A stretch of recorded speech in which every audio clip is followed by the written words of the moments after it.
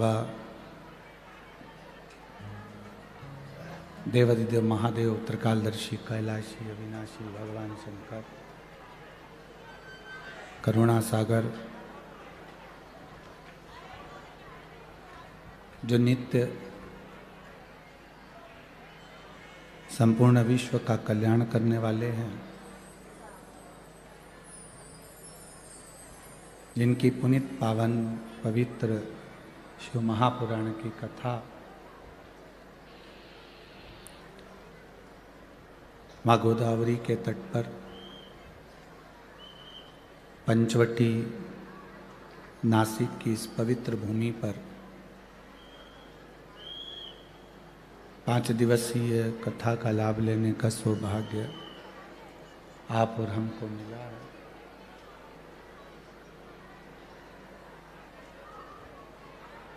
कार्तिक का महीना, दामोदर मास और ये भगवान की अविरल शिव महापुराण की कथा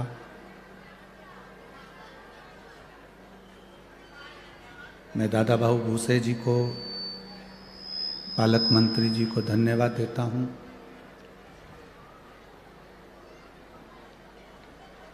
आविष्कार जी को धन्यवाद देता हूँ जिन्होंने इस कथा का आयोजन, आवाज सेट नहीं है, कथा का आयोजन संपूर्ण विश्व के कल्याण हेतु इस नासिक माँ गोदावरी के तट पर आयोजित किया।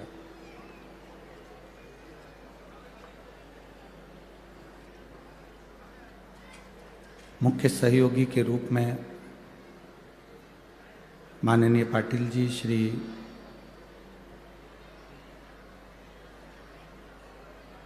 जो मुख्य यजमान का भी पद ग्रहण करे हैं, साथ में श्री अजय बोरस्ते, श्री बंटी तितमे, श्री राजू अन्ना लवटे, श्री रंजन ठाकरे, श्री लक्ष्मण साहू जी, श्री प्रशांत जाधव जी, श्री अंकुश पवार जी, श्री नरेश गीते जी, श्री उदय सांगले जी, जिन्होंने अपना सहयोग प्रदान कर 5 दिवसीय शिव महापुराण की कथा का जो आयोजन यहाँ चल रहा है उसमें पुण्य के भागी बने हैं।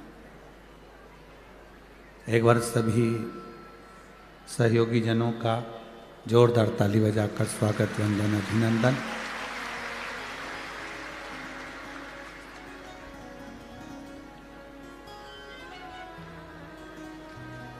शिव कथा कहती है अपने जीवन में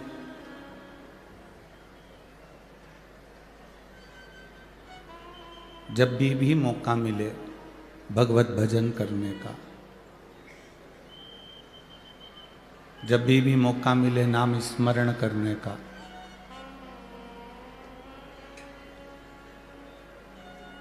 तब अपने जीवन की सार्थकता को सिद्ध करिए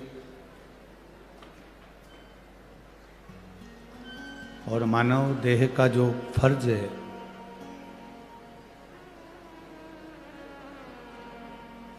किसी के काम आना, किसी को सही मार्ग बताना, साइड के साउंड ऑन चालू करो, आवाज ना आ रही, किसी को सतमार्ग पर चलाना, ये बहुत जरूरी है।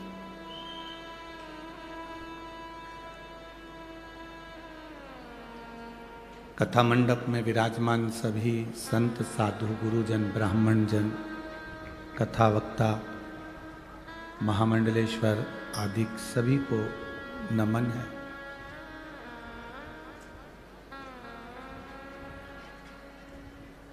यदि मनुष्य का शरीर मिले, मानव की देह मिले, उधर के साउंड चालू करवाओ भाई, मानव का शरीर मिले, मानव की देह मिले, तो उस शरीर का सही उपयोग कर लेना, समय का सही सदुपयोग कर लेना, ये मूल है।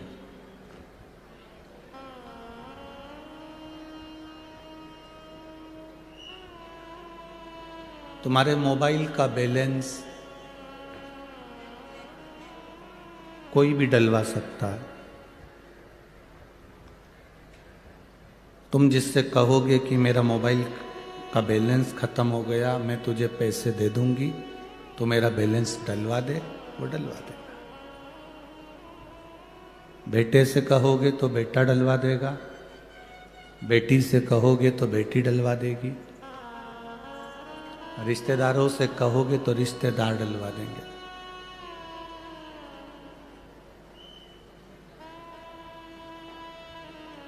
तुम्हारे मोबाइल का बैलेंस कोई भी डलवा सकता है, पर पुण्य का बैलेंस कोई नहीं डलवाएगा, वो आपको ही डालना पड़ेगा।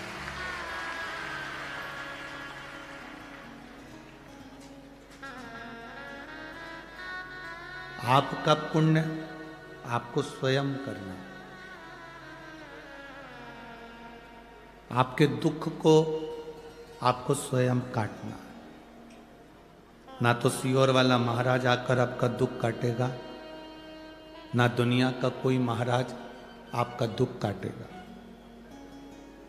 आपका दुख स्वयं को काटना। पेट भरने के लिए पड़ोसी कितना भी भोजन कर ले, पर आपका पेट आप खाओगे तो भर आएगा।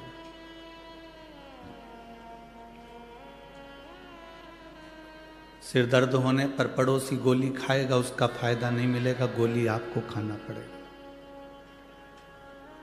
दुख आने पर सियोर वाला महाराज तुम्हारे पास नहीं होगा, तुम्हें खुद घर से निकलकर शंकर के मंदिर तक जाना पड़ेगा, तब दुख कटेगा।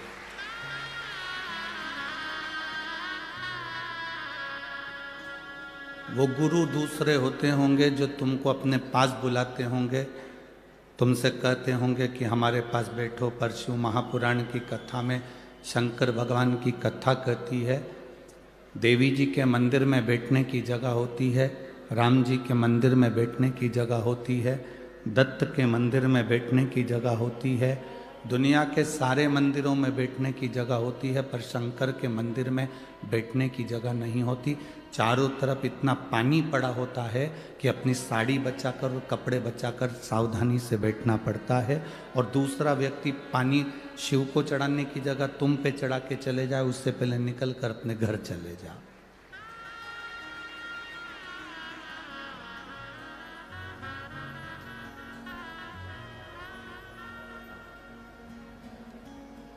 त्र्यंबकेश्वर गए थे कल, तो सुबह सुबह जल्दी जल्दी पहुंच गए। माताएं लोटा भर के जल चढ़ाने त्र्यंबक बाबा को जा रही होंगी।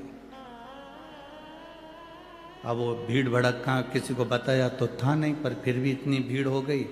वो पूरे पानी के लोटे, सुबह सुबह तो ठंड,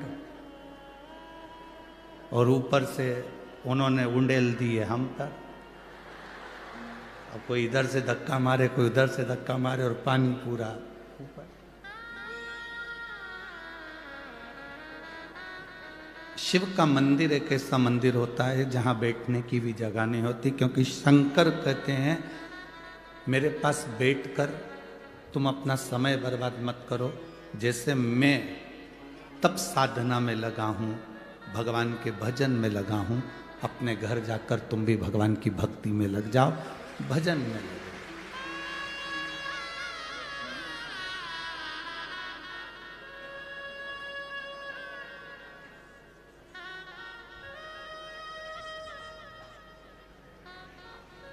असली गुरु होगा तो दो चीजें पूछता है असली गुरु।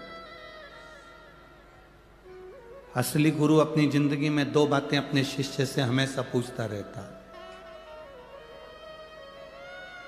कैसे हो?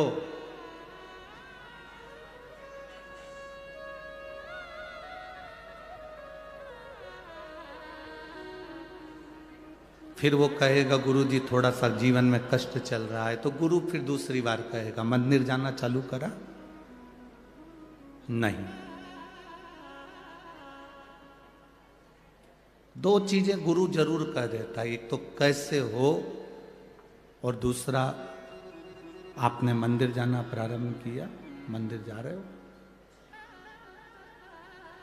भगवान की शरणागति की ओर आगे बढ़े कि नहीं बढ़े।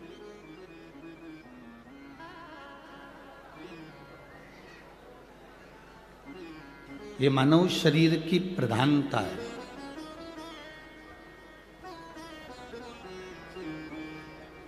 आपको और हमको जो मनुष्य का शरीर मिला है, इसको हम व्यर्थ ना गंवाने दें। कहीं इधर उधर जाकर समय बर्बाद ना किया जाए।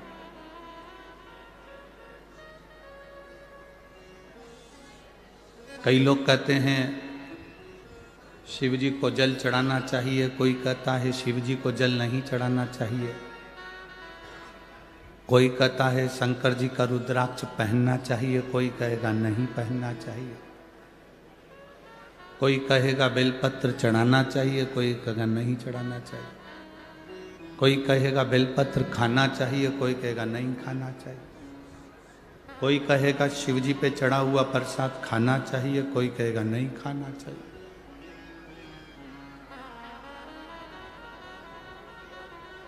तुम किसकी सुनोगे?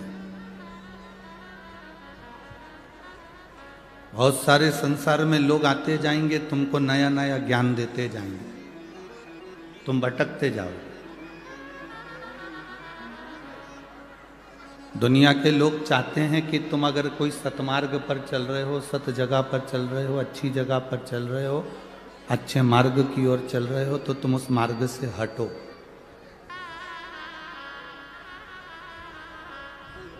तुम्हारा मार्ग अगर प्रशस्त है, तुम्हारा मार्ग अगर ठीक है, तो उस पे से हटाने का प्रयास करेंगे।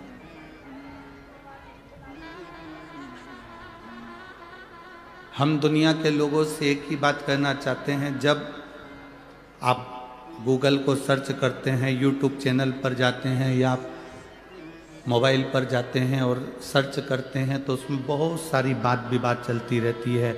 एक महाराज कुछ कह दिए, दूसरे महाराज ने उसकी टांग खींच दी, दूसरे ने कहा, तीसरे ने उसकी टांग खींच दी, तीसरे ने कहा, चौथे ने उसकी टांग खींच दी। कहीं श्लोक में गलती निकालते, कहीं कोई बात में गलती निकालते। दिन भर बैठ कर यही काम हो रहा है। हम केवल इतना सा निवेदन करेंगे, झगड़ा करने के लिए बहुत सारी जगह है। झगड़ा दुनिया में सब जगह जाकर करो, पर धर्म में झगड़ा कभी मत करो। सनातन धर्म को मजबूत रखना है तो बस जगाओ सनातनियों को। सनातन धर्म को जितना मजबूत करना है, सनातनियों को जगाना पड़ेगा। अगर सनातनी नहीं जागेंगे तो आने वाले समय में आप किसी गांव में, नगर में, शहर में बैठकर भगवान का भजन नहीं कर पाओगे। सनातनी नहीं जागेंगे तो आप इतनी लाखों की संख्या में पहुंचकर कहीं कथा नहीं सुन पाओगे। सनातन धर्म रहेगा तो तुम कथा तक पहुंचोगे।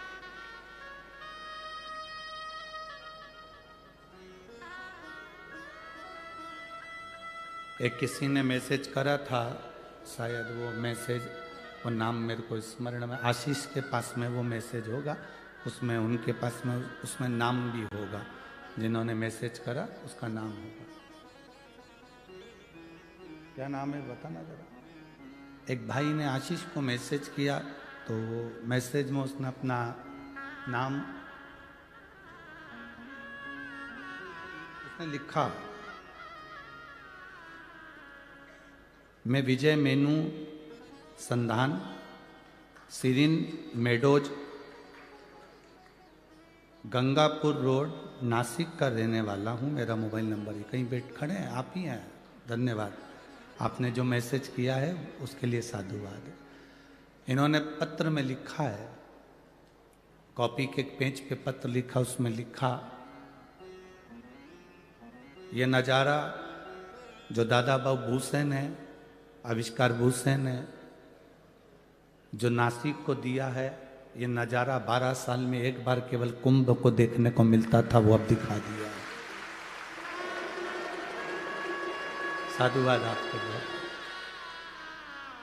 बैठिए। जो 12 साल में केवल एक कुंभ का नज़ारा नासिक में देखने को मिलता था, और आने वाले सालों में जो देखने को नासिक को मिलेगा, उसके पहले हमको यहाँ देखने को मिल गया।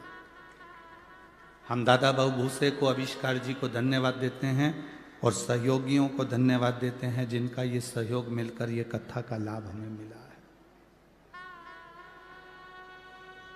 सनातन धर्म नहीं रहेगा तो फिर आप और हम कथा या सत्संग या प्रवचन नहीं कर पाएंगे, हम किसी को जगा नहीं पाएंगे। झगड़ा करने के लिए बहुत सारी जगह पड़ी है जहाँ झगड़ो, पर मेरा निवेदन है बड़े बड़े मठाधीश, पीठाधीश, मंडलेश्वर आदि कादिक जितने जितने विद्वान कथाकार, संत, महात्मा जो बहुत विद्वान हैं, मैं उनके चरणों को नमन कर कर कहता हूँ कि अगर कोई सनातन धर्म को जगा रहा है तो उसकी पाँव ना खींचकर हमारे सनातन धर्म को आगे बढ़ाओ। धर्म के मार्ग पर झगड़ा मत करो, धर्म के मार्ग पर झगड़ा मत करो, बाकी की सब दूर करो। तुम्हारा मन पड़े जहां झगड़ों पर, धर्म में नहीं।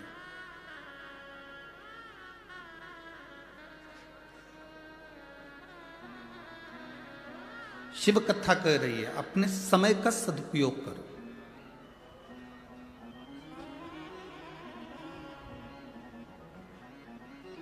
सुख ढूंढने के लिए हमें दूसरी जगह नहीं जाना है। कई माताएं कहती हैं मेरे बेटे की शादी हो जाए, मेरी बहू आ जाए, वो मुझे सुख देगी। जिनकी आ गई उनसे पूछ लो कितना दे रही है। फिर किसी ने कहा बस मेरे घर में एक बेटा हो जाए मुझे सुख देगा। जिनके घर में बेटे हैं उनसे पूछो कितना सुख दे रहे हैं।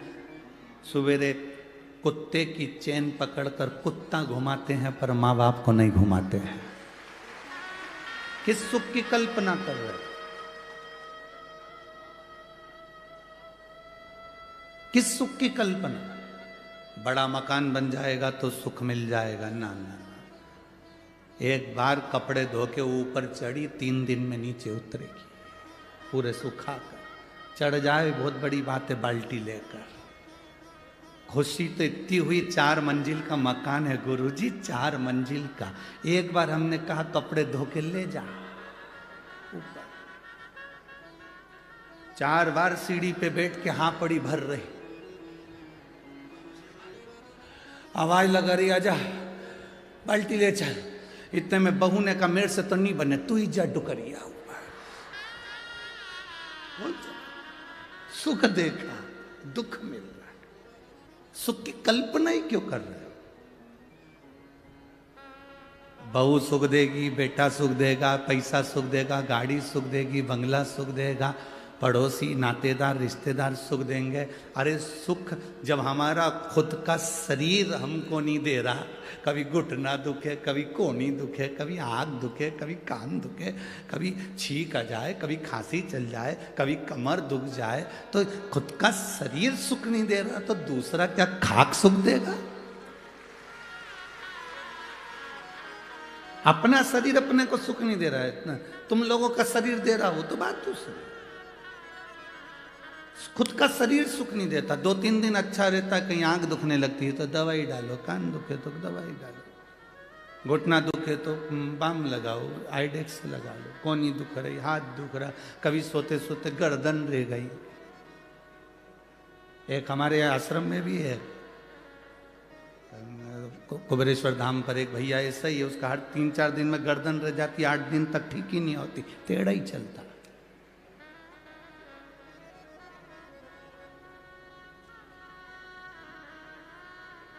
सुख ढूंढो। अब तुम सुख ढूंढने के लिए गए हो, जब सुख अपना शरीर नहीं दे रहा तो दूसरे से क्या आस लगाना रे भाई? हम दूसरे से क्या आस लगाना? हाँ, जिंदगी का सबसे बड़ा सुख अगर कहीं है, 5 दिन 7 दिन जो आप कथा के पंडाल में बैठते हो, अपनी मस्ती में कथा का रसतत्व ग्रहण करते हो, दर्शन करते हो, चले जाते हो, वो सुख है। शिव मंदिर में जाकर 1 लोटा जल चढ़ा रहे हो, बाबा से अपने दिल की बात कह रहे हो, वो सुख है। सच्चे गुरु की शरणागति में बैठकर कुछ ज्ञान ले रहे हो, वो सुख है। गौ माता की सेवा कर रहे हो, वो सुख है। माता पिता की सेवा कर रहे हो, वो सुख है। टेंशन को छोड़कर अपनी पत्नी, अपने बच्चों के साथ भले गरीबी की जिंदगी जी रहे पर खुश होकर जी रहे, वो सुख है। उसको सुख कहते हैं। अमीर को सुख मिलता है गले में सोने की चैन से। काय से सुख मिल रहा है? जम के बोलो जरा। गले में सोने की चैन से। और गरीब को सुख मिलता है आराम से गद्दे पे सोने से। नींद भरपूर आ जाए, चैन की नींद आ जाए, समझ लो दुनिया के सबसे बड़े सेठ तुम हो। 4 गोली खाकर सोना पड़ रहा है तो भिखारी से बदतर हो। 4 गोली खाकर अगर सोना पड़े, थायराइड की गोली, बीपी की गोली, शुगर की गोली, नींद की गोली, 4-5 गोली रात को खा के सोना पड़ रहा है और तुम कह रहे हो मैं सेठ हूं। काय का सेठ? प्रथम सुख निरोगी काया। दुनिया का सबसे बड़ा सुख है आपकी काया अच्छी रहना चाहिए।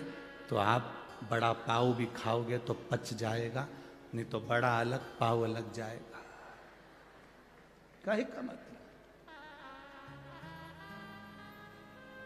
शरीर में सुख नहीं और तुम अन्य सुख की बात कर। लाखों का धन भले तुम्हारे घर में हो और अगर तुम 4-5 गोलियां रोज की खाकर सो रहे हो तो तुम सुखी नहीं हो। धन से कभी कोई संसार का व्यक्ति सुखी नहीं हुआ, उसको आत्मा से और मन से सुखी होना पड़ेगा, अपनी चित्तवृत्ति से सुखी होना पड़ेगा। भगवान नारायण बैकुंठ में रहते हैं, लक्ष्मी जी से कहते हैं मुझे जगत की चिंता है। भगवान ब्रह्मा सरस्वती के साथ ब्रह्मलोक में रहते हैं और ब्रह्माणी से कहते हैं मुझे जगत की चिंता है। इंद्रलोक में रहते हैं और कहते हैं मुझे अपने सिंहासन की चिंता है। गरुण वरुण 33 कोटि देवी देवताओं को देखिए, सबको चिंता लगी हुई है। केवल एक देव अधिदेव महादेव एक ऐसे हैं जिनको विश्वनाथ कहते हैं। उनको विश्व की चिंता नहीं, विश्व को अपना परिवार समझकर संभाल कर चलते हैं। तुम विश्व से मतलब रखते हो तो विश्वनाथ छूट जाता है। जिस दिन तुमने विश्वनाथ को अपना बना लिया उस दिन विश्व स्वयं तुम्हारा हो जाए। हम चिंता में क्यों ग्रसित हैं? क्योंकि हम परिवार को अपना समझते हैं। हम चिंता में क्यों ग्रसित हैं? क्योंकि बेटे को हमने अपना समझा, बेटी को हमने अपना समझा, रिश्तेदारों को हमने अपना समझा। माता सीता एक तिनके को भी अगर उखाड़ कर रावण के सामने करती है तो ये सोचती है कि मेरा भाई है। हम शंकर भगवान के दरवाजे पर जब भी जाएं, हम शिव के द्वार पर जब भी जाएं, हम भगवान की चौखट पर जब भी जाएं, तब हमारी चित्तवृत्ति में ये रहना चाहिए, भगवान देवादिदेव महादेव के सामने पहुंचते से तुम्हारे भीतर ये होना चाहिए कि तुम किसी दूसरे के पास जल चढ़ाने नहीं आए हो, अपने पिता से अपने मन की बात कहने के लिए शंकर की चौखट पर आए हो। शिव की चौखट पर हम अपने दिल की बात कहने के लिए, अपने मन की बात कहने के लिए, हम किसी दूसरे से कहने नहीं आए।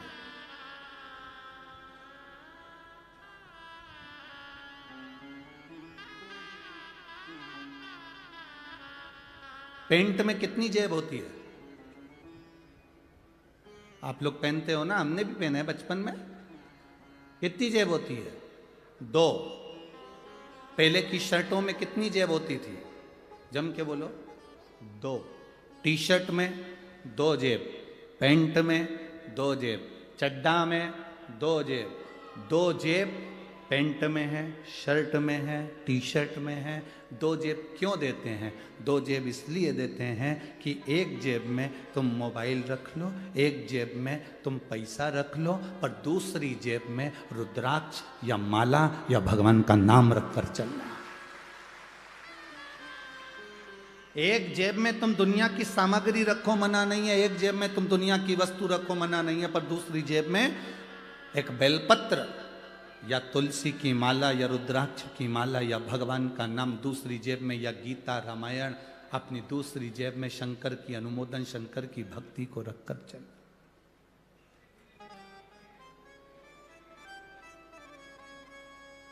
एक कर्म की जेब है तो दूसरी धर्म की जेब है। दोनों का बैलेंस बराबर बनाकर चलो। कर्म करो, परिवार संभालो, नाते रिश्तों के बीच में रहो, कुटुंब कबीले के बीच में रहो, सबके साथ रहो, पूरे परिवार को संभाल कर चलो, पर उसके साथ में धर्म को भी साथ लेकर चलो।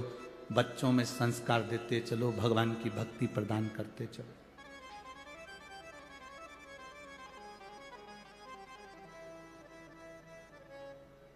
आप छोटे छोटे बच्चों को अगर मंदिर तक भेज रहे हो, छोटे छोटे बच्चों को शंकर जी के मंदिर में एक लोटा जल चढ़ाने के लिए भेज रहे हो, छोटे छोटे बच्चों को धर्म की ओर भेज रहे हो, तो उसमें सीओर वाले महाराज का कोई फायदा होने वाला नहीं हो कि तुम्हारे बच्चे मंदिर जाएंगे तो सीओर वाले को कुछ मिल जाएगा।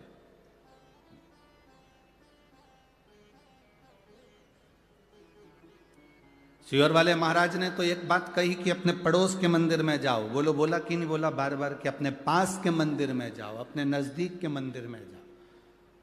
अगर तुम कुछ चढ़ाओगे भी तो मंदिर को मिलेगा, उसमें सीओर वाले महाराज का लाभ नहीं। तुम्हारा बच्चा मंदिर तक जा रहा है तो उसमें सीओर वाले महाराज का लाभ नहीं है, सीओर वाले महाराज का फायदा नहीं है। तुम्हारे बच्चे अगर मंदिर तक जा रहे हैं, एक लोटा जल चढ़ा रहे हैं, तो उसमें तुम अपने बच्चों को संस्कार दे रहे हो और उनको बलवान बना रहे हो कि कभी हम नहीं भी रहे तो तेरा पिता ये देवाधिदेव महादेव, तेरी माता या माता पार्वती तेरा साथ देने के लिए है। व्यवस्था करते हो कि नहीं करते हो अपनी अपनी? जब तुम्हारा जाने का समय होता है उससे पहले प्रॉपर्टी देते हो बच्चों को। बोलो देते हो कि नहीं देते हो? अरे बोलो तो जम के। देते हो ना? सोना बच्चों को देते हो, प्रॉपर्टी बच्चों को देते हो, जमीन बच्चों को देते हो, जायदाद बच्चों को देते हो, जमीन घर बंगला सब बच्चों को देते हो। तो एक चीज बच्चों को और दो, उसको अच्छा संस्कार देने का प्रयास करो, जिससे हमारा धर्म भी बचे और सनातन धर्म की टेक भी।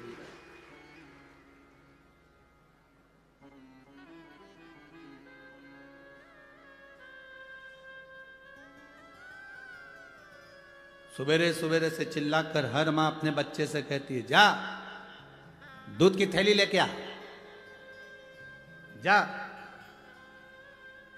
पानी भर के लेके आ, जा सब्जी लेके आ, जा तरकारी भाजी लेकर आ।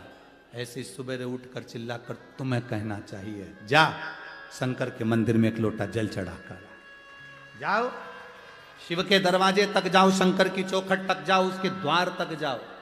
उसके दरवाजे तक अगर तुम चले गए, जल चढ़ाकर अगर आ गए, तो वो भी एक ना एक दिन तुम्हारे दरवाजे पर खड़ा मिलेगा। इसलिए तुम उसकी चौखट तक जाते रहो, उसके दरवाजे तक जाते रहो।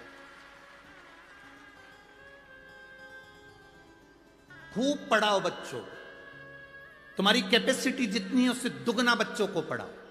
और बच्चों से भी कहेंगे तुम्हारी कैपेसिटी से ज्यादा तुम विद्या का अध्ययन करो, अपनी मेहनत करो, अपना कर्म करो, पर कर्म के साथ में धर्म को भी साथ लेकर चलो। मेहनत करते रहो और बाबा का गुणगान भी करते रहो कि मैं अकेला नहीं हूं, मेरे विद्या अध्ययन में मैं अकेला नहीं हूं, मेरे कंपटीशन एग्जाम में मैं अकेला नहीं हूं।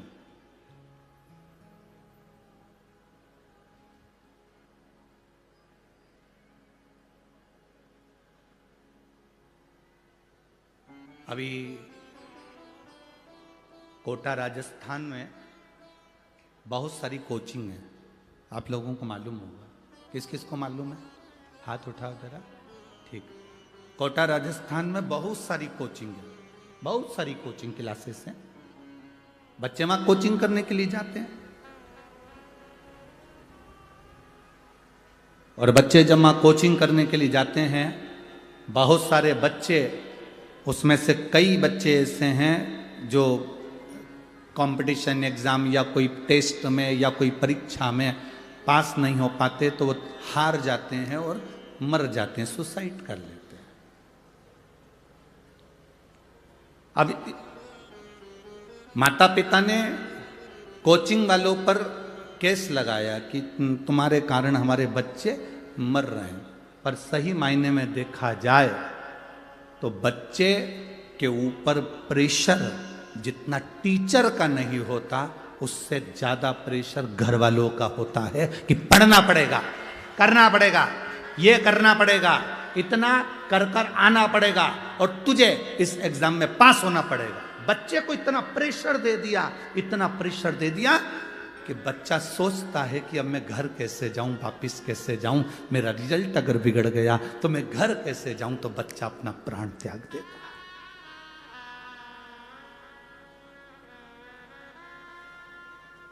अपने बच्चे को इतना प्रेशर मत दो, इतना प्रेशर,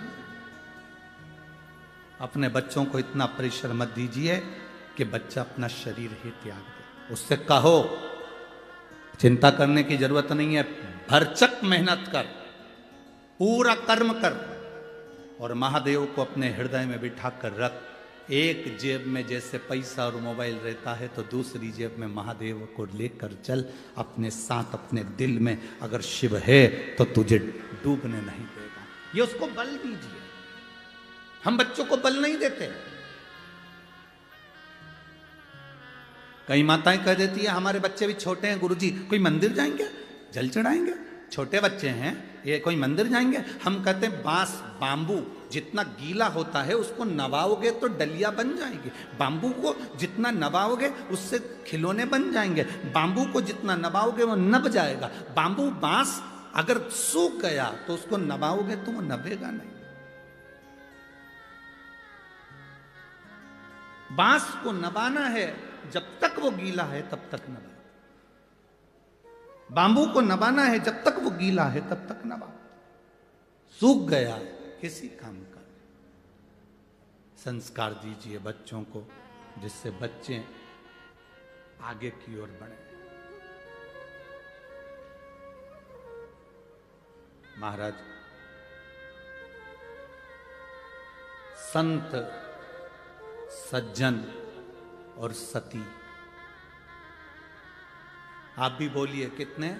संत, सज्जन और सती, ये तीन ऐसे होते हैं।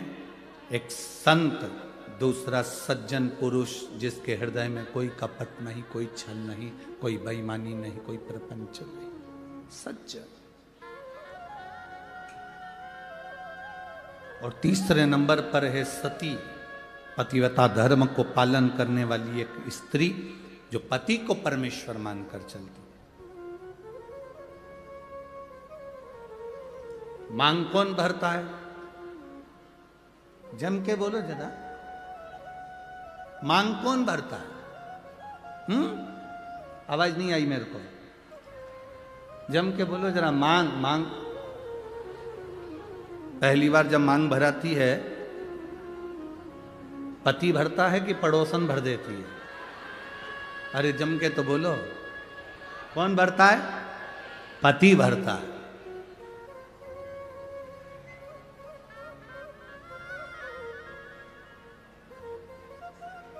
तुम्हारी मांग भरता कौन है? पति। पहली बार मांग किसने भरी? पति ने। क्यों भरी? वो वहां पर बैठे हुए पंडित जी जो तुम्हारी शादी करा रहे थे, ब्याह करा रहे थे, उनसे पूछना था कि ये मांग में सिंदूर पति भर रहा है, इसका मतलब क्या होता है? इसका क्या मतलब है मांग भरने का?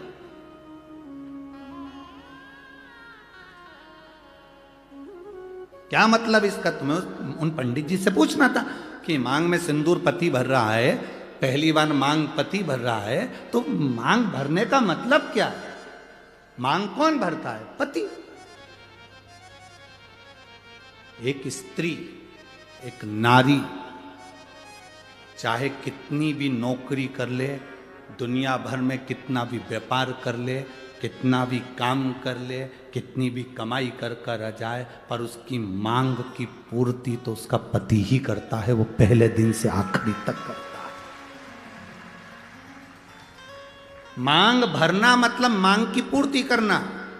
तुझे दूसरे के आगे हाथ फैलाने की जरूरत नहीं है, तुझे दूसरी जगह पर जाने की जरूरत नहीं है। मैंने तेरी मांग भरी है। मांग जब पहली बार मैंने भरी है तो आखिरी तक तू जिंदा है, तब तक मैं तेरी मांग की पूर्ति करता रहूंगा, तेरी मांग भरते रहूंगा। तो चिंता मत करना। थोड़ी दुख, थोड़ी तकलीफ, थोड़ा कष्ट जिंदगी में आ सकता है, थोड़ी गरीबी जीवन में आ सकती है, थोड़ा सुख जीवन में आ सकता है, थोड़ा कष्ट जीवन में आ सकता है। कष्ट आए तो यह मत सोचना कि मांग कोई और भर देगा ना, मांग मैंने भरी है। मैं तेरा पति हूँ, जिंदगी में कैसा भी दुख आएगा मांग में ही भरूंगा, तुझे साथ लेकर चलूंगा और फिर अपन पार उतर जाएंगे। अपने को टेंशन नहीं लेना। मांग भरने वाला पति है, मांग पूरी करने वाला पति है। आप कितना भी व्यर्थ विचार करते में पड़ जाओ।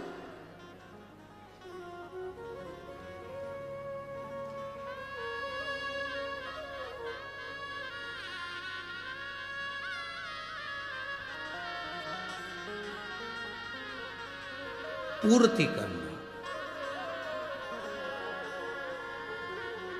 जब हम जन्म लेते हैं हमको नहीं मालूम रहता कि हमारे माता पिता कौन। जन्म लेने वाला बच्चा जन्म लेता है, बाद में उसको माता पिता का पता चलता है, पहले नहीं पता चलता।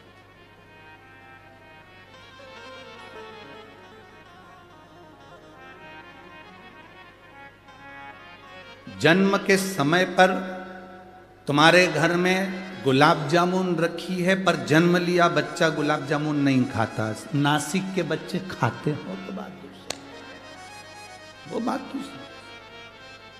जन्म लिया बच्चा, तुम्हारे घर में बेसन कितना रखा है, गुलाब जामुन कितनी रखी है, मैदा कितना रखा है, रवा कितना रखा है, शक्कर कितनी रखी, गुड़ कितना रखा, घी कितना रखा। जन्म लिया बच्चा कुछ नहीं खाता, केवल जन्म लिया बच्चे के लिए जन्म के बाद सबसे जरूरी अगर कुछ होता है तो वो माँ का दूध होता है, माता का दूध।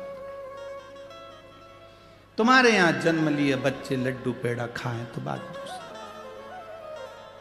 जन्म लिए बच्चे के लिए जन्म के बाद बच्चा जब जन्म ले लेता है, घर में ढेर सारा सामान पड़ा होता है, पर बच्चे के लिए वो कीमती से कीमती सामान भी ठोकर है, उसके लिए कुछ मतलब नहीं। उसके लिए माँ का दूध कीमती है। जैसे जन्म लिए बच्चे के लिए दुनिया की सारी सामग्री रखी है, पर केवल माता का दूध उसके लिए आहार है, उसी तरह मरने वाले व्यक्ति के प्राण छूट रहे हों और उसके रिश्तेदार उसको आके हीरे की अंगूठी पहनाए, जीजा जी तुम चिंता मत करो, लो हीरे की अंगूठी पहनो। जीजा जी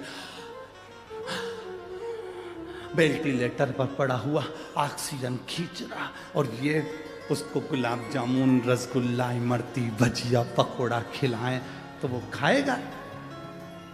जन्म लिए बच्चे को माँ का दूध जरूरी है, और मरने वाले व्यक्ति के लिए शिव का नाम जरूरी है। उसको तुम्हारे धन दौलत, गुलाब जामुन, पेड़ा, जलेबी, इमरती से कोई मतलब। हमारा तो निवेदन है, आप किसी बीमार व्यक्ति को देखने के लिए हॉस्पिटल में जाएं, कुछ लेकर जाएं ना जाएं, पर हॉस्पिटल में पहुंचकर उस व्यक्ति से जब मिलें तो 2 बार या 5 बार भले मन में बोल लो, पर श्री शिवाय नमस्तुभ्यम बाबा, इसको जल्दी ठीक कर देना। श्री शिवाय नमस्तुभ्यम बाबा, इसको स्वस्थ कर देना। श्री शिवाय नमस्तुभ्यम बाबा, इसको बड़ी बीमारी हो गई, आप हल कर देना। अपना करा हुआ थोड़ा सा भजन उस जीव को दीजिए। हम किसी सच्चे गुरु के सामने क्यों जाते हैं? हम किसी संत के सामने क्यों जाते हैं? हम किसी भक्त के सामने क्यों जाते हैं? क्योंकि उसकी दृष्टि हम पर पड़ जाए। केवल मात्र दृष्टि पड़ गई तो हमारा कल्याण हो जाए। अरे बाबा तेरे चरणों के होना हमें दास है, तेरी चरण रज से बुझानी हमें प्यास है। हम क्यों जाते हैं उनके, उसके दर्शन हो जाए, नेत्र मिल जाए, उसकी कृपा हो जाए, मात्र दृष्टि पड़ी सुख हो गया, मात्र दृष्टि।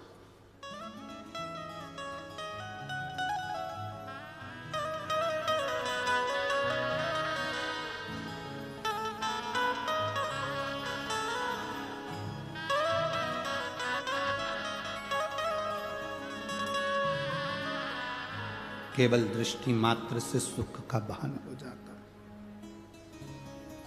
केवल दृष्टि मात्र से।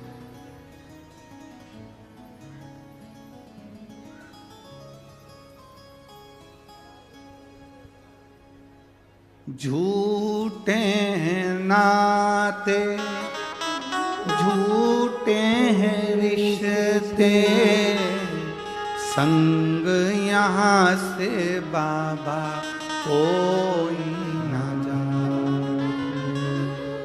तेरा नाम केवल एक सहारा, तेरा नाम केवल एक सहारा, कहीं छूट जाए ना दामन तुम्हारा। भोले बाबा मुझे देना सहारा, कहीं छूट जाए ना दामन तुम्हारा।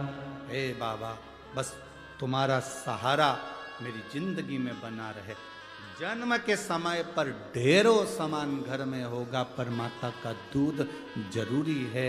मरते समय लाखों की प्रॉपर्टी तुम्हारी होगी, घर में गाड़ी बंगला होगा, पर मरते समय भगवान का नाम जरूरी है।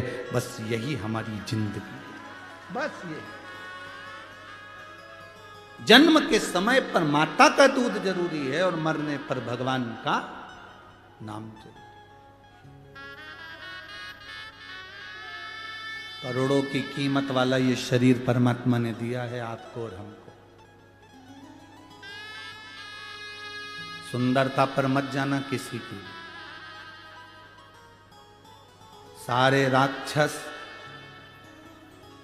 भगवान नारायण मोहिनी स्वरूप धारण कर कर आ गए थे, उनकी सुंदरता के पीछे आसक्त हो गए। सावधान इंडिया, सुंदरता के पीछे मत जाना।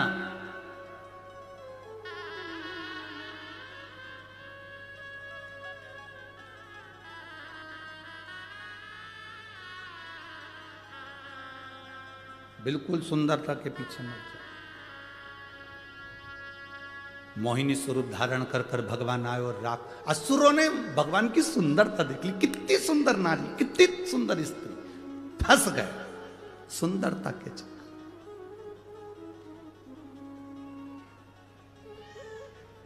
सुंदरता के चक्कर में फंस गए।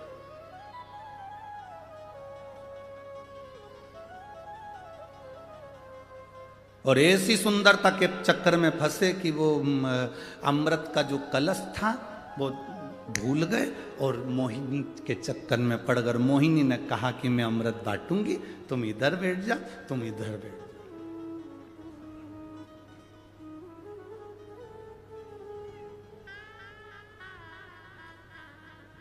वैसे तो तुम सब समझदार हो,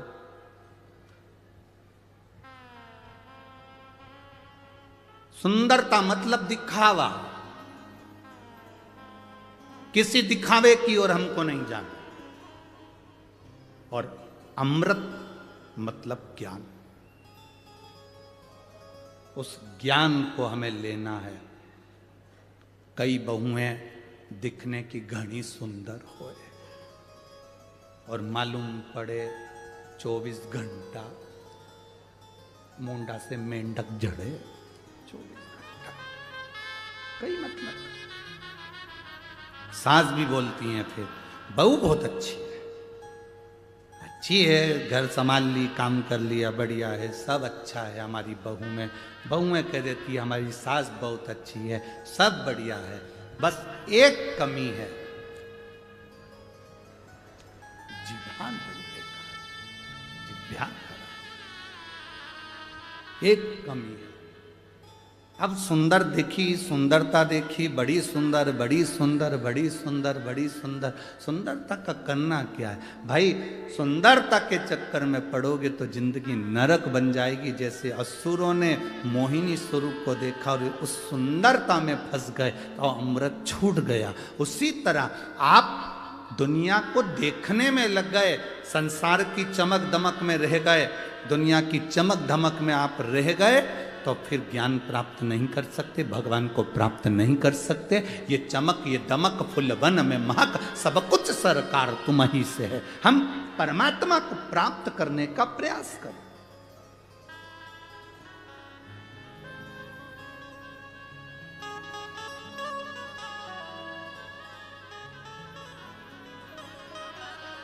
हम उस ईश्वर को प्राप्त करने का प्रयास करें। तारकासुर असुर था, राक्षस था।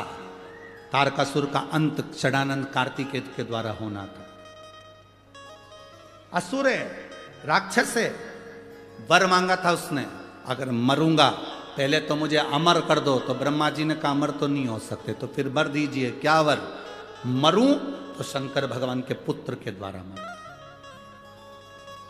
अच्छा, एक एक राक्षस को देख लो तुम, इनकी डिमांड बड़ी सुंदर थी।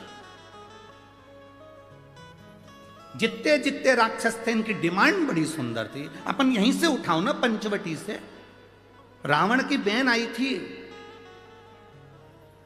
आते से राम जी से कह रही थी तुम सम पुरुष न मो सम नारी। तुम्हारे जैसा पुरुष नहीं हो सकता, मेरे जैसी नारी नहीं हो सकती। लक्ष्मण जी मुंडी घुमा के देखे, ऐसी कौन सी हीरोइन आई है, ऐसी कौन है? तुम सम पुरुष नमो सम नारी। लक्ष्मण जी ने देखा,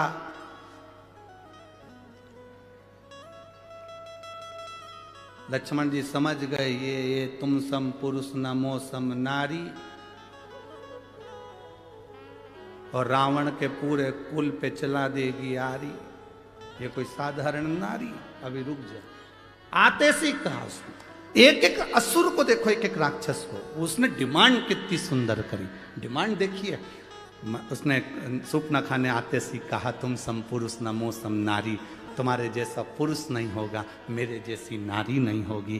क्या चाहती हो? बस मैं तुम्हें अपना बनाना चाहती हूँ। दुनिया की पहली राक्षसी थी जो परमात्मा से सीधे जाकर कहती है तुम मेरे हो जाओ और मैं तुम्हारी हो जाऊं।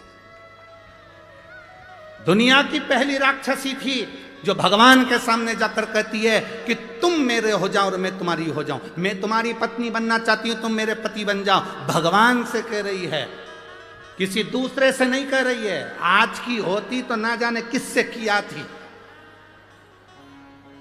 जो जरा सा गाड़ी में पेट्रोल डलवा दे, जिनके पास खुद की गाड़ी नहीं है, सुधरने के लिए आई है, सुधरने के लिए गाड़ी आई और मालूम पड़े बस 50 रुपए का पेट्रोल डलवा लिया, बुड़ बुड़ करके 25 रुपए की चाउमीन खिला दी। इसको इतना पसंद आ गया, गाड़ी सुधारने वाला। हम किसी को कहेंगे नहीं, बस तुम समझ जाओ, इशारा काफी है। और फिर हमारे सनातन धर्म की बेटी लुभान्वित हो गई और दूसरे धर्म में चली गई, फिर चली गई। जरा सा दिखा फैशन, जरा सा दिखा सुन गई।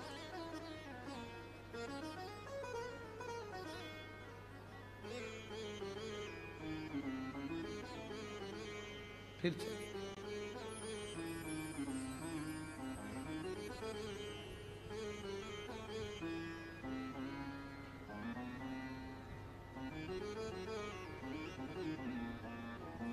महाराज,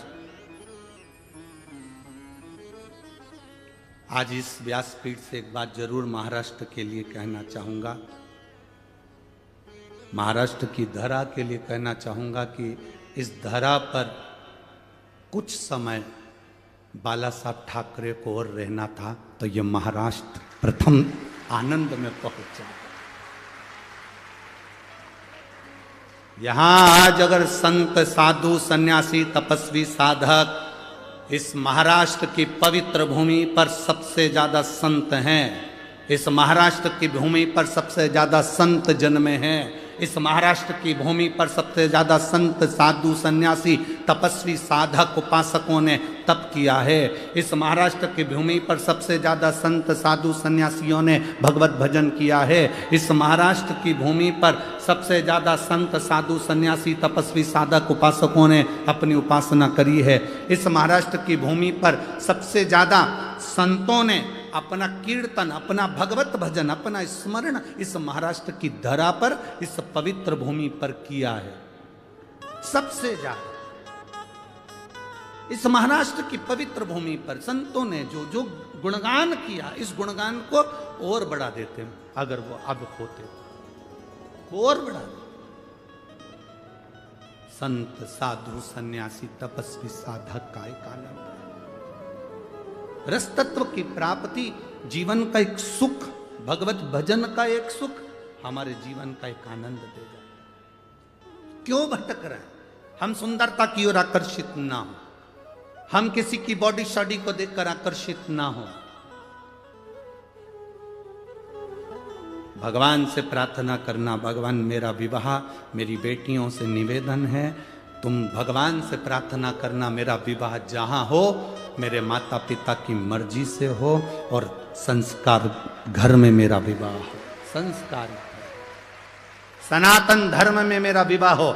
मैं जिस धर्म की हूं, मैं शंकर को जल चढ़ाती हूं, शिव को एक लोटा पानी चढ़ाती हूं, मेरा पति भी ऐसा मिलना चाहिए जो शंकर के मंदिर तक मुझे लेकर जाए, मुझे छोड़ कर आए, दर्शन करा कर लाए, गोमती गोदावरी का स्नान कराते लाए। मेरा पति भी मुझे ऐसा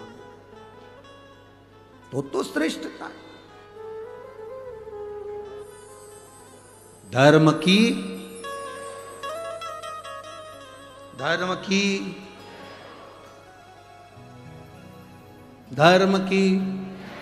अधर्म का, प्राणियों में, विश्व का, ठीक है। जो हमारे सनातन धर्म का हो और हम उस धर्म से उसको रिझा। सुंदरता पर मत जाना, मोहिनी स्वरूप की सुंदरता। राक्षस फंस गए, असुर फंस गए। कितनी सुंदर बात उस शूर्पणखा ने राम जी से कही कि तुम सम पुरुष नमो सम नारी, में राम जी को अपना बनाना चाहती हूँ। किसी दूसरे को वो अपना बनाने नहीं गई, बनाने गई तो राम को अपना बनाने गई। हम सबसे अगर ज़्यादा ज्ञानवान थी तो शूर्पणखा थी, जो भगवान को अपना बना रही है। हम दुनिया को अपना बनाते हैं पर भगवान को अपना नहीं बनाते, पर शूर्पणखा भगवान को अपना बना रही है। वो विद्वान है, ज्ञानवान है, वो भगवान को अपना बना रही है।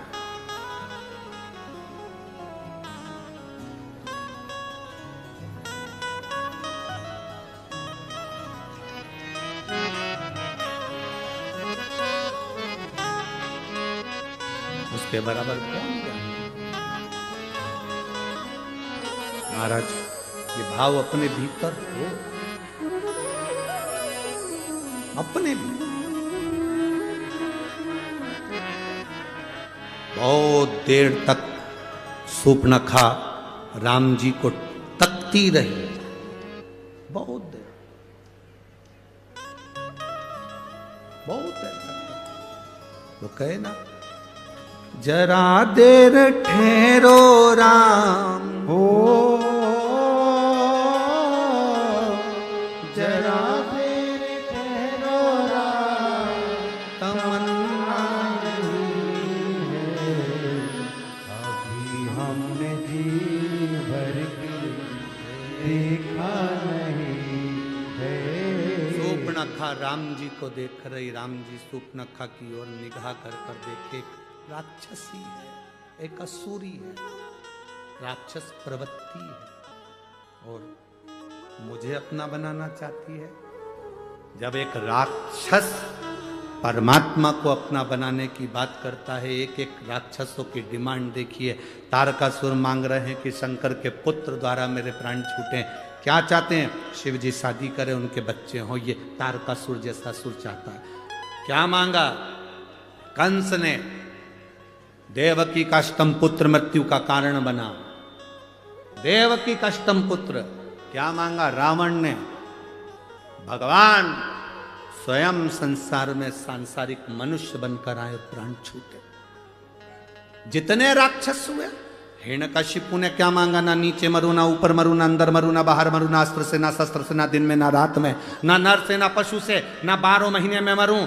जगत के कल्याण के लिए 12 महीने से अधिक कर दिया, अधिक मास ला दिया। किसी रूप में ना मरूं। तो नरसिंह भगवान प्रकट हुए। जरा विचार करिए कि हमारे हित के लिए राक्षसों ने उनकी मृत्यु भी मांगी, तो अपने संसार के हित के लिए मांगी, संपूर्ण विश्व के कल्याण के लिए मांगी।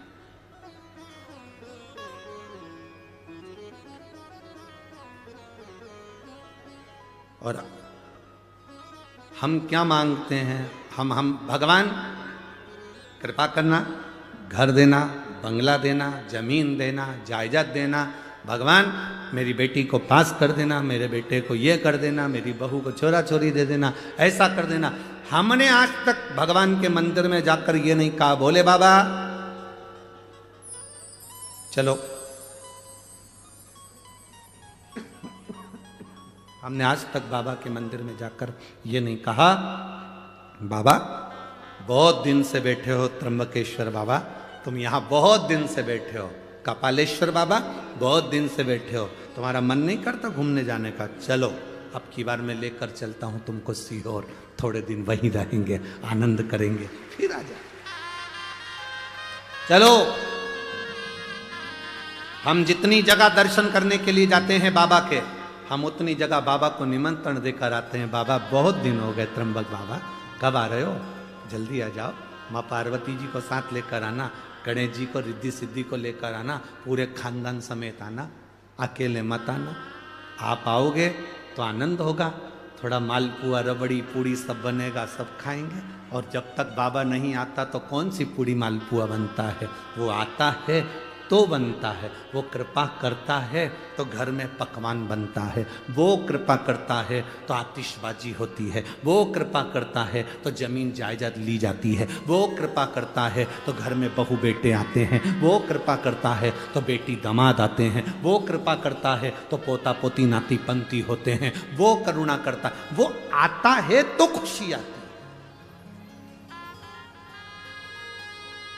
यहां पर भी आप कथा में आए हो ना, जितने लोग कथा श्रवण करने के लिए आए हो, बाबा से कहकर जाना आज प्रदोष बाबा का भारी। कितना हम तो फिर कहेंगे नासिक वालों, तुमने कजन ना जाने कितने कितनी गोदावरी की डुबकी लगाई होगी रे, सारा पुण्य इकट्ठा करके बैठे होगे और कथा का आनंद ले रहे हो। जरा विचार करो, दामोदर मास, कार्तिक का महीना और सुंदर पचवीगन का समय, देव दीपावली कथा, इधर एकादशी बीच में पड़ गई, आंवला नवमी पड़ गई और मालूम पड़े प्रदोष पड़ गई, सारी तिथि भी अच्छे से अच्छी ले ली तुमने, कथा का भी तत्व तुम ग्रहण कर रहे हो। और बाबा से प्रार्थना तुम कहकर जाना, बाबा मेरी झोली में इतना धन देना, इतनी संपदा देना, मैं भी जिंदगी में एक बार शिव महापुराण की कथा करवाऊं, आप मेरे गांव आओ, आप मेरे नगर आओ, आप मेरे गांव आओ, आप मेरे खेड़े में आओ। बाबा आना पड़ेगा कुबेरेश्वर महादेव, आना पड़ेगा कुबेर भंडारी, तेरे को आना पड़ेगा, तू मुझे खजाना लुटाने के लिए वहां पहुंचेगा।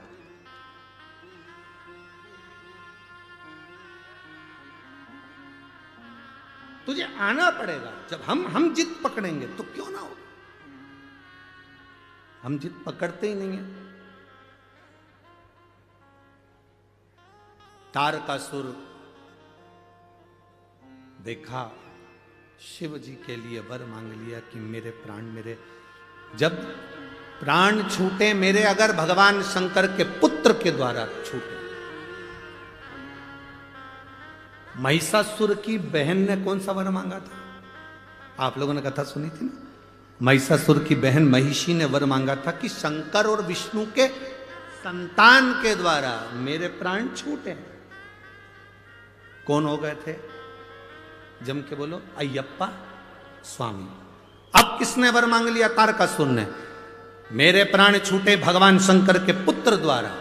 जब विष्णु और शिव के पुत्र द्वारा उसके प्राण छूटे तो अय्यप्पा स्वामी प्रकट हुए और महिषासुर की बहन महिषी के प्राण हरे। अब तारकासुर के लिए शंकर भगवान के पुत्र के द्वारा मरूं। तारकासुर ने उपद्रव मचा दिया, हाहाकार सब दूर मच गया। जब हाहाकार मचा तब करे तो करे क्या? देवता एकत्रित हुए। शिव जी तो समाधि में लीन थे। क्यों? क्योंकि सती मैया जलकर भस्म हो चुकी थी, तो बहुत ज्यादा मन ठीक नहीं था। साथ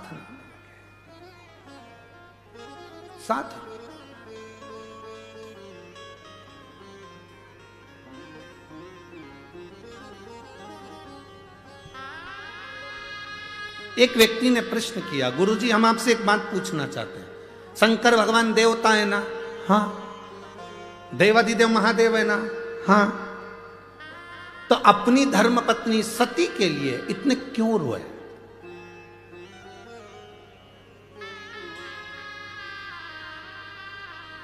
हमने कहा मृत्यु लोक में रहता है मेरा देवादिदेव महादेव। पत्नी का आदर करना, सम्मान करना सारे देवताओं में अगर किसी से सीखना है तो देवादिदेव महादेव से सीखो, जो पत्नी का आदर करना सिखाते हैं। पत्नी का आदर करना अगर कोई सिखाते हैं तो देवादिदेव महादेव सिखाते हैं। त्र्यंबकेश्वर दर्शन करने गए हो? कौन कौन गया? जरा हाथ उठाओ। गए हो? ठीक है, रखो। शंकर भगवान कहां पर हैं? जमीन पर। बोलो है कि नहीं? पार्वती जी कहां पर है? जम के बोलो जरा, ऊपर। जाओ, कपालेश्वर का दर्शन करने गए हो? शंकर भगवान कहां हैं? जमीन पर। पार्वती जी कहां है? ऊपर। कभी नारायण लक्ष्मी जी के दर्शन करे होंगे तो लक्ष्मी जी कहां रहती हैं? नारायण के चरण के पास। ब्रह्माणी कहां रहती है? ब्रह्मा जी के पास में। पर केवल देवादिदेव महादेव एक ऐसे हैं जो अपनी धर्म पत्नी को भी ऊंचे स्थान पर रखते हैं कि तू ऊंची रह।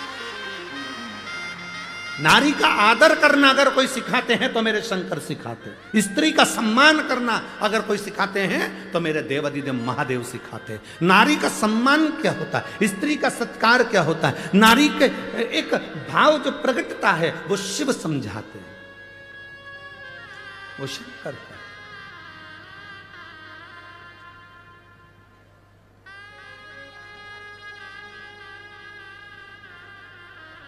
हम शिव जी से सीखें, हम देवादिदेव महादेव से सीखें कि नारी का आदर, नारी का सम्मान, नारी का सत्कार क्या होता है।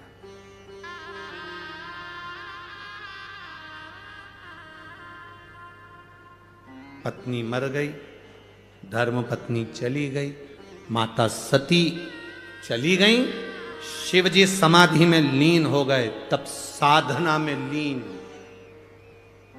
आज के जमाने में पत्नी मर जाए तो पति दिमाग लगाना चालू कर देता, दूसरी किससे करूं।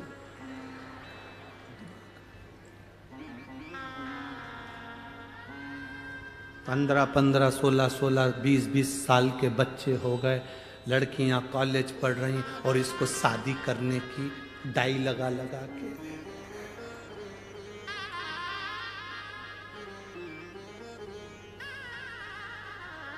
सब काला कर पुरा के और शादी की तैयारी कर रहा है।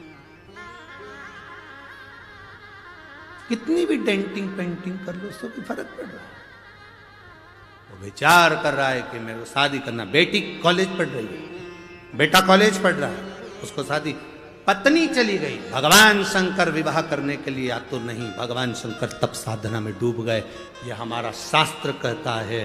धर्म पत्नी के लिए शिव कितना आदर रखते होंगे सती के लिए कि नेत्र बंद करके बैठ गए। हजारों वर्ष निकल गए, शिव की समाधि नहीं टूटी। हजारों वर्ष। उठना ही नहीं चाहते, क्या करेंगे?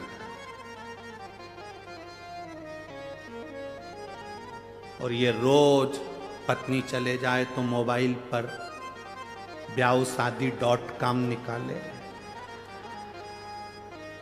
हाँ ये ठीक है, 68 साल की तो मैं भी तो 76 का, ठीक।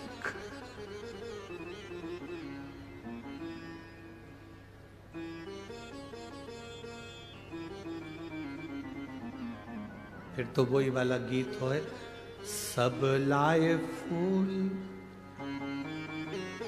बुढ़ा गोरी लेके आए। अरे मैं कहा?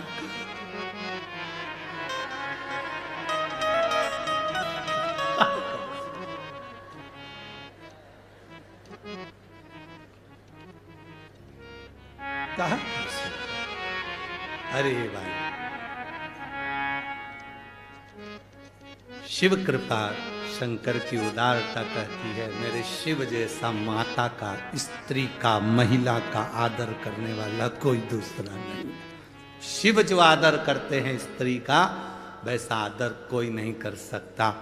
इसलिए शंकर भगवान स्त्री का आदर करते हैं, इसलिए केवल एक शिव जी की आरती ऐसी होती है जिसमें सारे देवताओं का गुणगान आ जाता है। ब्रह्मा विष्णु सदा शिव जानत अविवेका, स्वामी जानत अविवेका, प्रणवाक्षर के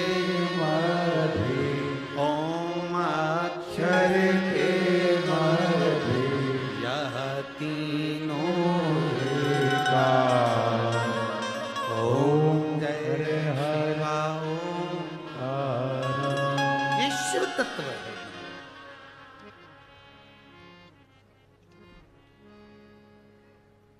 सब एक उसी में समाहित हो गए, जो आदर करने वाला, सम्मान करने वाला, सत्कार करने वाला, उसी में सब समाहित हो गए। शिव जी के नेत्र नहीं खुले, भेजा कामदेव को, भगवान शंकर का नेत्र खुल गया। कामदेव को समाधि थोड़ी कामदेव, कामदेव को देखकर नेत्र क्यों खोले? शंकर भगवान सती के पति हैं, कामदेव रति का पति है। शंकर भगवान का साड़ू भाई है, शंकर जी की पत्नी की बहन का पति। रिश्तेदार आए तो उठकर मिलना चाहिए। कमरे में पड़े हो और तुम्हारे रिश्तेदार तुम्हारे घर के हॉल में बैठे हैं, तुम टीवी देख रहे हो, मोबाइल देख रहे हो, और रिश्तेदार आकर घर में बैठे हैं, तुम उनका आदर नहीं कर रहे। एक दिन तुम्हारी जिंदगी में ऐसा आएगा कि तुम्हारा भी कोई आदर नहीं करेगा। इसलिए रिश्तेदार आए, अपने कमरे से बाहर निकल कर आओ, आदर करो। सास के रिश्तेदार आए तो 4 बहुएं हैं तो चारों बहुओं को आना चाहिए। ससुर के रिश्तेदार आए, चारों बहुओं को निकल कर आना चाहिए।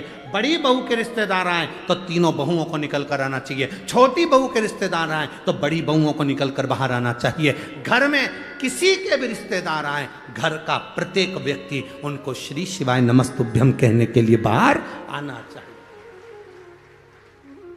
रिश्तेदार किसी के भी, आदर सबका होना चाहिए। पर आज का जमाना बड़ा विचित्र है। छोटी बहू के रिश्तेदार आए तो बेचारी छोटी सबसे ज्यादा काम करे, बड़ी बहू की आए तो बड़ी बहू काम करेगी, मंजली आई तो मंजली काम करेगी। जिस बहू के रिश्तेदार आएंगे पूरन पोली वही बनाएगी। फिर बाकी की बहुएं क्या करेंगी? आमठी बनाएंगी और मिर्ची का ठेसा। पूरन पोली में टाइम लगता है, आमठी और ठेसा में, अरे बोलो तो जीजिया टाइम लगता है। आई बनाए गए ना।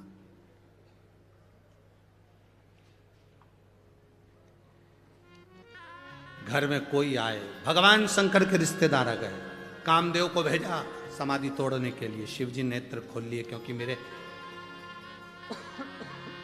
धर्म पत्नी की बहन का पति आया।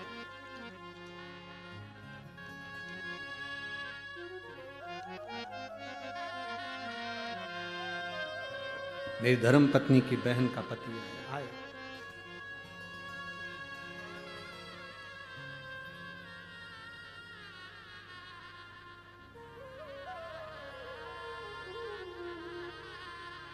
अब शिव जी मेरे ओघड़दानी त्रिकालदर्शी कैलाशी अविनाशी सामने खड़े। कामदेव जलकर भस्म हो गया, रति रोने लगी, मेरा पति। शिव जी कहते हैं चिंता मत करो, तुम्हारा पति अनंग वैश्यधारी मिलेगा, भगवान के पौत्र के रूप में तुम्हारा पति प्राप्त हो। क्यों चिंता कर, पुत्र के। इन्होंने तो नेत्र खोले, पर दुनिया के लोगों को थोड़ा सा शंकर भगवान के प्रति भाव उत्पन्न हो गया। नारद जी ने जाकर भगवान विष्णु से कह दिया कि मैंने कामदेव पर विजय प्राप्त कर ली, पर शंकर भगवान कामदेव पर विजय प्राप्त नहीं करे। मैंने विजय प्राप्त करी, पर शंकर भगवान कामदेव पर विजय प्राप्त नहीं करे। भगवान विष्णु के नयन में जल भर गया, क्योंकि शंकर जी की निंदा करने वाला और सुनने वाला महापापी होता है। किसी सतगुरु की अगर कोई निंदा करे, कोई संत की कोई निंदा करे, कोई भगवत प्रेमी शंकर का कोई भक्त हो और उसकी कोई निंदा करे, तो उस समय पर अपने कानों को बंद कर लो और उठ के चल दो। अगर कोई बोल रहा है तो जवाब जरूर दो, उसको उत्तर जरूर दो कि तेरा क्या बिगाड़ा जो तू निंदा करने में लगा है, निंदा करने में लगी है। कभी तू उससे मिला, कभी तू उससे मिली, क्यों निंदा करते? किसी शिव भक्त की निंदा करना, सुनना महापाप की गिनती में। भगवान विष्णु ने शंकर जी की निंदा सुनी थी, इसलिए उनको घोड़े का मुंह लगा था, हयग्रीव अवतार हुआ था। नारद जी ने शंकर जी की निंदा करी थी, इसलिए बंदर का मुंह लगा था। शिव की निंदा करने वाला, शंकर की निंदा सुनने वाला, शिव भक्त की निंदा करने वाला, सुनने वाला महापापी की गिनती में ना करिए। भला किसी का कर ना सको तो जम के बोलो जरा, बुरा किसी का मत करिए। आप अच्छा नहीं कर सकते, कोई बात मत करो, पर बुरा तो ना करिए। अरे तुम क्या जानते हो, हम तो उनको अच्छे से पहचानते हैं, बहुत बेकार व्यक्ति। अच्छा, तेरे साथ क्या बेकार करा वो बताओ। बहुत बेकार व्यक्ति। उनके पास तो इतनी गाड़ी आ गई, इतना बंगला आ गया, इतनी दौलत आ गई, इतना धन आ गया, इतनी सत्ता आ गई। गाड़ी घोड़ा दौलत सत्ता दिख रही है, पर उस व्यक्ति ने जो जमीन पे से धक्के खा खा कर जो आगे बढ़ा, उसकी मेहनत किसी को नजर नहीं आती कि वो कहां तक पहुंचा। उसकी मेहनत दिखना चाहिए। कहां चक्कर में पड़े, क्यों? बहुत मिलेंगे तुमको शिव की निंदा करने वाले भी। हमें निंदा से मतलब नहीं, हमें शिव की भक्ति से मतलब रखना है, हमें शंकर के गुणगान से मतलब रखना, हमें शंकर के भजन से मतलब रखना है, इसके सिवा कुछ नहीं। मेरी जीजियों, मेरे जीजाओं, मेरी बेटियों, मेरे बेटाओं, शिव महापुराण की कथा में आप लाखों की संख्या में आए हो। आज कथा का चौथा दिन है। कल कथा सुबह 8 बजे से 11 बजे तक हो जाएगी, टीवी पर 2 बजे से 5 बजे तक आएगी। फिर ददरौआ धाम भिंड में दोपहर में 1 बजे से 4 बजे तक 28 तारीख से चालू हो जाएगी, जो 2 तारीख तक चलेगी। फिर 5 तारीख से जलगांव में प्रारंभ हो जाएगी कथा। आप जितने लोग कथा सुनने आए हो, बस एक निवेदन है, अगर झोली पसार कर आए हो ना, तो इतना सा अपने अंदर याद रखना कि हमें ना तो कभी शंकर की निंदा सुनना है और ना कभी हमें शंकर की निंदा करना है। हमसे बन जाएगा, हम लोटा भर जल चढ़। शिव की निंदा भी न करना। अभी कई लोग ऐसे होते हैं जो शंकर जी की एक कहीं ने हमें वीडियो भेज दी थी, उसने कहा कि लोग त्र्यंबकेश्वर के लिए भी कह दिया। उसकी भी गणना क्या हम नहीं जानते? त्र्यंबकेश्वर क्या हम नहीं जानते? शिवलिंग क्या? हम कहते हैं, जो कहते हैं त्र्यंबक को नहीं जानते, शिवलिंग को नहीं जानते, हम तो ये कहते हैं वो अपने बाप की और माँ की औलाद ही नहीं है जो त्र्यंबक और शिवलिंग को नहीं पहचानते। त्र्यंबक को नहीं जानता। अरे भारत की भूमि पर ये 12 ज्योतिर्लिंग जगत गुरु शंकराचार्य जी द्वारा निर्मित 4 पीठ, जहां पर जगत गुरु शंकराचार्य जी के प्रतिबिंब स्वरूप आज भी जगत गुरु शंकराचार्य विराजमान है। ये 4 पीठ साधारण है, इसको पहचानो। शिव निंदा से दूर रहिए, शंकर की निंदा से दूर। कहा तारकासुर का अंत हो, तब स्वयं भगवान शंकर का विवाह जगत जननी मां पार्वती से कराया गया और पुत्र की प्राप्ति हुई, जिसका नाम षडानंद कार्तिकेय था। कार्तिकेय जी ने तारकासुर का तो संहार कर दिया, उसके हृदय में बाण न लगे, क्योंकि शिव उसके हृदय में है। पापी से पापी जीव, बेकार से बेकार व्यक्ति भी अगर शंकर की भक्ति करता है,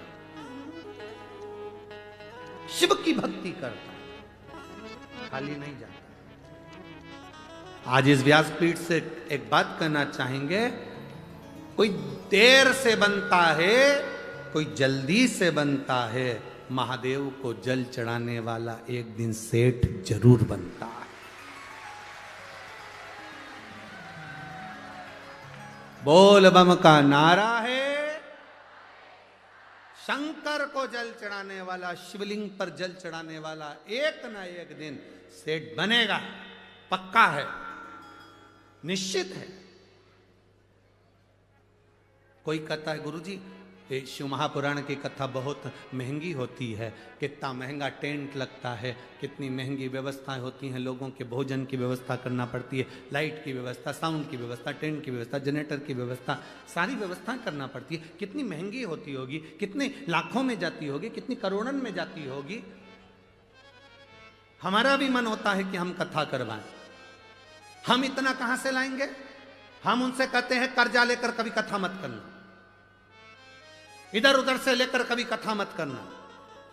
कहना भोले बाबा से, मैंने संकल्प लिया है कथा कराने का, पूरी तुझे करना है, भंडार तुझे लेकर आना है, मैं तो कथा करा। काक्ष, विदुम्माली और कमलाक्ष, अब इन तीनों ने विचार करा कि पिता चले गए, बदला लेंगे तो मतलब कुछ नहीं। एक काम करते हैं, पहले अपन तपस्या करते हैं और तपस्या कर कर बल एकत्रित करते हैं। बहुत जरूरी है। तप का जो बल होता है उसका फल जरूर मिलता है। एक पत्र है, देखिए,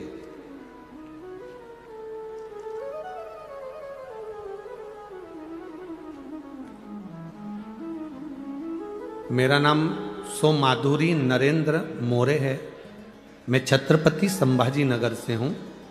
मेरा मोबाइल नंबर ये है। कहीं बैठी हैं हाथ हिला सकती हैं, अगर कहीं बैठे हों तो हाथ हिलाएं। मेरा नाम सो माधुरी नरेंद्र मोरे है, मैं छत्रपति संभाजी नगर से आई हूँ।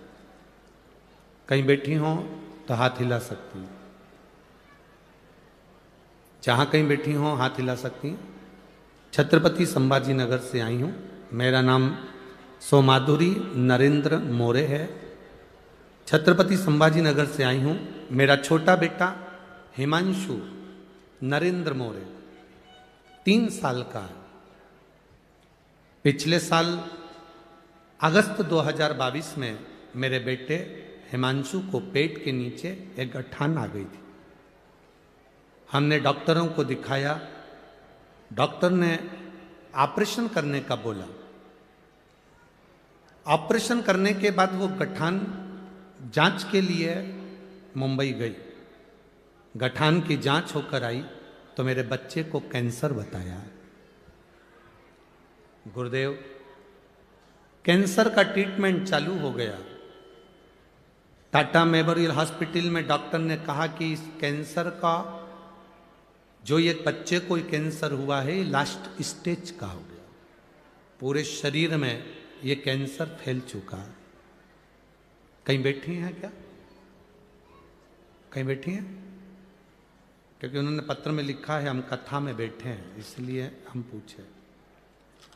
अगर बैठे हो तो हाथ हिला सकते हैं। डॉक्टर के हिसाब से कैंसर पूरे शरीर में फैल चुका है, जिसका बचना बड़ा मुश्किल है। गुरुदेव, हमने डॉक्टर साहब से बात कर कैंसर की दवा लेकर हम आ गए। डॉक्टर के हिसाब से इसकी गांठ का ऑपरेशन, जो एक और गांठ हो गई है, उसका ऑपरेशन जरूरी है और कैंसर का ऑपरेशन जरूरी है। पर इतना फैल चुका है कैंसर कि ठीक होना कठिन है। तब मैं और मेरे पति पूरी तरह से टूट चुके थे और मेरी दीदी ने बोला कि तू पशुपतिनाथ का व्रत कर। मेरी एक फ्रेंड ने भी मुझे आपका शिव महापुराण कथा का वीडियो दिखाया। फिर मैं रोज शिवालय में जाकर 1 लोटा जल अभिषेक कर वहाँ जल मेरे बेटे को पिलाती थी। आप लोग एलईडी पर पत्र पढ़ रहे हो ना सभी लोग। शिव महापुराण का वीडियो दिखाया। फिर मैं रोज शिवालय में जाकर 1 लोटा जल का अभिषेक कर वह जल मेरे बेटे को पिलाती थी और बेलपत्र भी रोज खिलाती थी। उसके बाद बेटे के 3 कीमो होने थे। मेरे बेटे का वापिस स्कैन किया गया। गुरुदेव, मेरे महादेव ने हमारी प्रार्थना सुन ली और बेटे का जब अगला स्कैन मुंबई के हॉस्पिटल में जब हुआ, तब डॉक्टर भी आश्चर्य में था। पूरी रिपोर्ट नील आ चुकी थी और बाबा ने मेरे बेटे को बचा लिया। गुरुदेव, डॉक्टर ने एक बड़े ऑपरेशन का कहा था। बाबा की कृपा से वो ऑपरेशन भी कैंसिल हो गया है। अब मेरा बेटा एकदम तंदुरुस्त हो गया है। मेरे बेटे को साथ में लाई हूं। आपका हाथ का मेरे बेटे को एक बेलपत्र दे दीजिए। कहीं बैठे हों तो हम उनसे कहेंगे व्यासपीठ पर आप अपने बेटे को लेकर आ सकती हो। अगर कहीं बैठी हो तो बेलपत्र लेकर जा सकती हो। कहीं अगर बैठी हो तो आ सकती। सो माधुरी नरेंद्र मोरे हैं, छत्रपति संभाजी नगर से हैं, जिनका आई हैं क्या? अपने बच्चे को लेकर आ सकती हो, जिसकी कैंसर की रिपोर्ट नील आई है। बाबा की कृपा से जो कैंसर था उसको बाबा ने संभाला। शिव तत्व है आपकी भक्ति, आपका विश्वास, आपकी दृढ़ता, आपका भरोसा मूल है।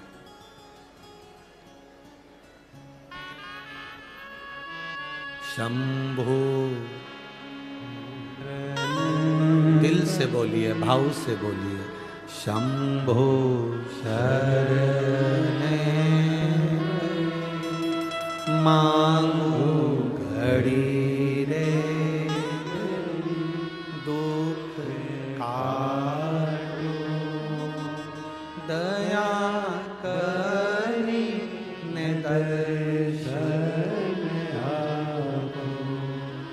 शंभो शरणे मांगो घड़ी रे,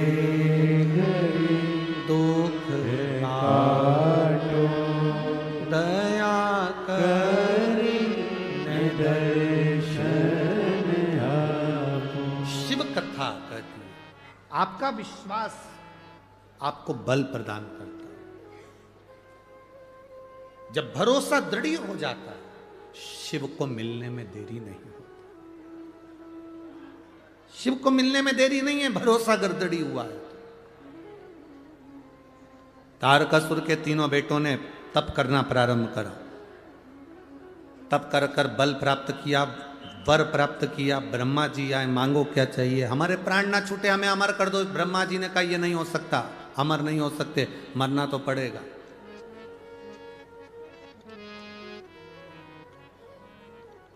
अच्छे से सुन लेना मेरी नासिक की जीजी और मेरे जीजाओं,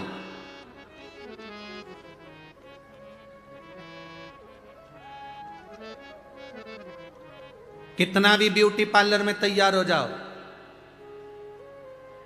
ब्यूटी पार्लर वाले तुम्हारी उम्र कम नहीं कर सकते। करते हो तो हमको भी बता देना। कुंडली देखने वाले ढेर मिलेंगे, मिलेंगे कि नहीं मिलेंगे? पत्रिका देखने वाले ढेर मिलेंगे, कुंडली देखने वाले ढेर मिलेंगे, पर कर्म देखने वाला कोई नहीं मिलेगा, वो केवल महादेव देखेगा। कर्म कौन देखेगा? भाग्य कोई भी बता देगा, कोई भी कह देगा तुम पूर्व समय में ये थे, तुम्हारे साथ ये हुआ, आगे तुम्हारे साथ ये होगा, तुम ऐसा कर रहे थे, तुम वैसा कर रहे थे, ये कोई भी बता देगा। पर कर्म देखने वाला, हमारे कर्म को लिखने वाला, हमारा जीवन हमें कैसा बनाना है, ये कोई दूसरा नहीं बनाएगा, इसको हमें खुद को बनाना है, स्वयं को, कोई दूसरा नहीं बनाएगा। शिव महापुराण की कथा कहती है, तारकासुर के तीनों बेटों ने वर मांग लिया ब्रह्मा जी से, हमें वर दो, हम मरे ना। ब्रह्मा जी ने कहा ये कभी नहीं हो सकता, मरना तो पड़ेगा, तो वर दीजिए, हम तीन के लिए तीन पुरी का निर्माण कर दो जिस नगर में हम रहें। सोना चांदी और लोहे की तीन नगर बसाए गए जिसमें वो रहने को तैयार हुए। हम तीनों तब मरे जब तीनों पुरियां एक साथ एक बाण से, एक तीर से या एक शस्त्र से भेदित हो जाए। हम तीनों मरे तो एक साथ मरे।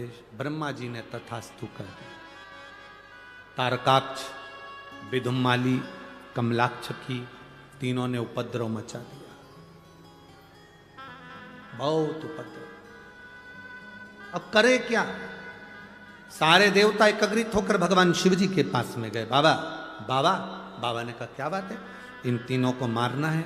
शंकर भगवान बोले मैं इनको नहीं मार सकता, मैं मार ही नहीं सकता। कारण तारकासुर का नियम था शंकर जी के शिवलिंग की पूजन करना, उनकी आराधना करना।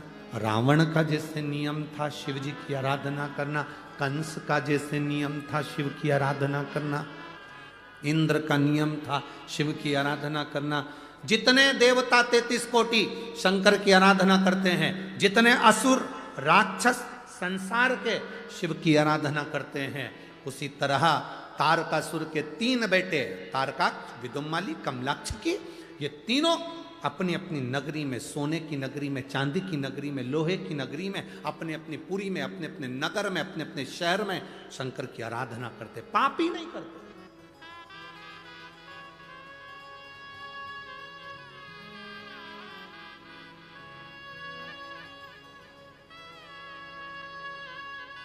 क्या करते हैं तीनों? पुण्य एकत्रित करते हैं, और पुण्य एकत्रित कर कर बाद में थोड़ा सा पाप करते हैं, फिर पुण्य कमाते हैं, फिर पुण्य। बड़े घबरा से गए। देवताओं ने कहा करें क्या? शंकर भगवान ने कहा जब तक इनके पाप की गठरिया नहीं भराएगी तब तक ये मरने वाले नहीं है।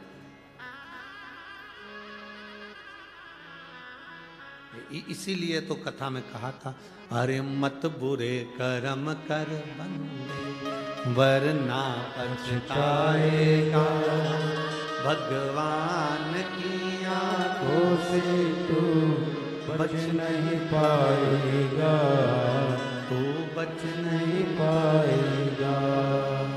अरे ओ अज्ञानी मत कर नादानी, अरे ओ अज्ञानी मत कर नादानी। तेरे कर्म का फल भी तू ही पाएगा, जैसा किया तूने मत